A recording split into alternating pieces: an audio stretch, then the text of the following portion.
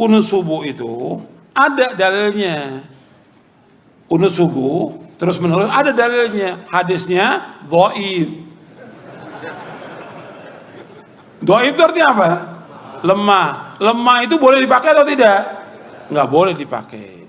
Ingat tuh, hadisnya ada dhaif. Kalau dhaif nggak boleh dipakai.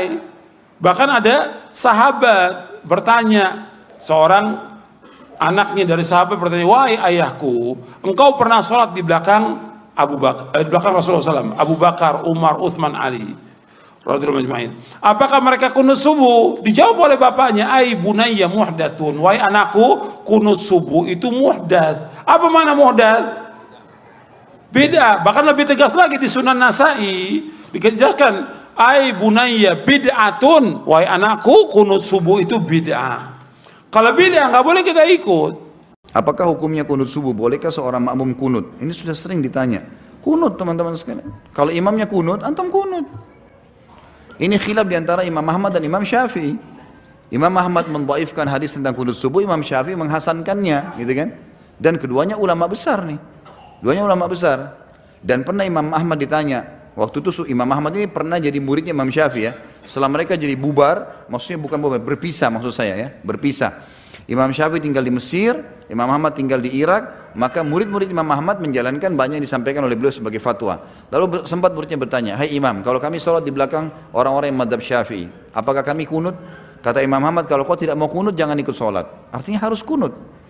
Hormatin orang itu, karena ini hadis masih diperselisihkan, tapi hadisnya ada. Beda hadis maudhu ya, hadis bohong, itu baru lain. Gitu kan? Tapi kalau antum mau ngamalin sementara antum sendirian, antum sholat, memang orang jamaah sudah faham, antum jadi imam, silakan, juga nggak masalah. Jadi orang bisa saling menghormati, gitu kan?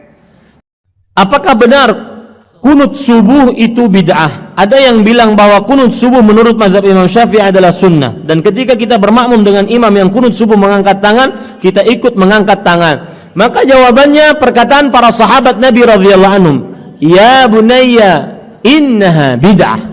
Wahai bunayya, wahai anakku sayang, dia adalah perbuatan bid'ah. Menurut sahabat ini, kunut subuh adalah perbuatan bid'ah. Dan Al-Hafidh Ibnu Hajar menyatakan bahwa dari riwayat-riwayat hadis yang ada bahwa Nabi Muhammad SAW, ini Al-Hafidh Ibnu Hajar mazhab Syafi'i, tidak ada Nabi berkunut kecuali ketika nawazil, ketika beliau dalam keadaan sempit, terhimpit, ada permasalahan yang dihadapi oleh kaum muslimin.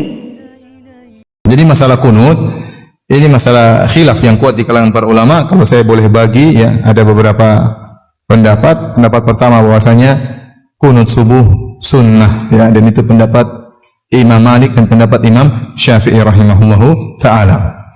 Kemudian juga didukung oleh pendapat dari Ibnu Hazm rahimahullahu ta'ala, mazhab Zahiriyah. Jadi Malikiyah, Syafi'iyah, Zahiriyah mengatakan kunut subuh setiap hari sunnah.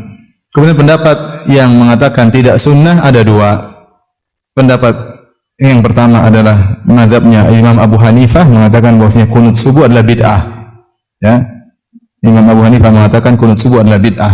Adapun pendapat Imam Ahmad mengatakan kunut subuh tidak disyariatkan, namun tidak disifati dengan bid'ah. Makanya Imam Ahmad mengatakan kalau ada yang kunut, maka saya tidak celah. Kita lihat di negeri kita ada yang kunut, ada yang tidak kunut. Yang berkunut mereka ikut mazhabnya Imam Syafi'i dan Imam Malik. Yang berkunut, yang tidak kunut ikut mazhabnya Imam Ahmad bin Hanbal dan Imam Abu Hanifah. Maka kita lihat orang yang berkunut mazhabnya Syafi'i, dan mereka punya dalil. Bagaimana kalau kita sholat bermakmum kepada orang yang kunut? Ikut kunut. Kalau imamnya nggak kunut, ya jangan kunut. Karena makmum ini ikut imam. Jangan mau jadi imam antum di belakang, imam itu di depan. Jadi kalau imamnya kunut, kunut. Imamnya nggak kunut,